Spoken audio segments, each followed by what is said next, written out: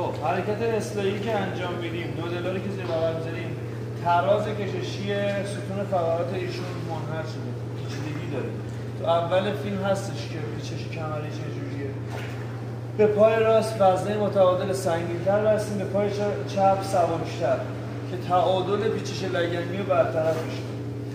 تو حرکت اصلاحی آب درمانی دوستمون که میگیریم، هنگامی که داره حرکت کششی اصلاحی میزنه، اون مسیری که باید فشار بیشتری باشه وزنه سنگین‌تری بسته شده که تو تعادل بدن کمک بهتری بکنه که اون پیچشی که ایجاد شده رو به وسیله کمکی که داخل آب داره انجام میشه به صورت شناور برگردونه تو حالت طبیعی.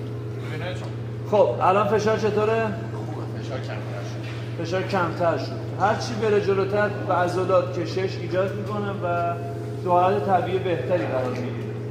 اون کوتاهی عضلات همه سنسوری و چهار سر پاتن چون تو این حالت کششی هستش کمتر میشه فشارش و آزادتر میشه. تو مرحله بعدی میریم برای فشار کمتر. خب پای راستمون که آسیب عضلانی دیده بودش، نه آسیب به شما نمیرسه. نه تو یوتیوب زیر دسته گذاشتیم تا اسفاشیره داخل پا آزاد بشه، یه خورده بادگیزش بهتر بشه با کمترین فشار و کمترین درد. ارتعاش عضلانی پا رو آزادش کنیم. میایم پایی که توی این هفته گذشته بیشترین فشار بهش اومده رو یه خورده ورد عضلانی میدید و باعثش که انقباض‌هایی که ایجاد شده به خاطر این یک هفته از بین بره و گردش خون توی این پا بیاد بالا.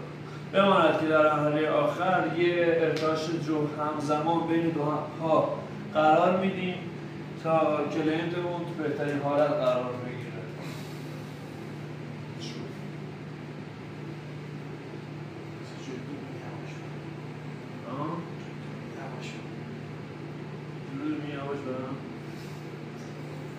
ببین بیمار میگه یواش، ما یواش نمیتونیم بریم. حس که درمان کامل باشه و اصولی باشه زمان بعد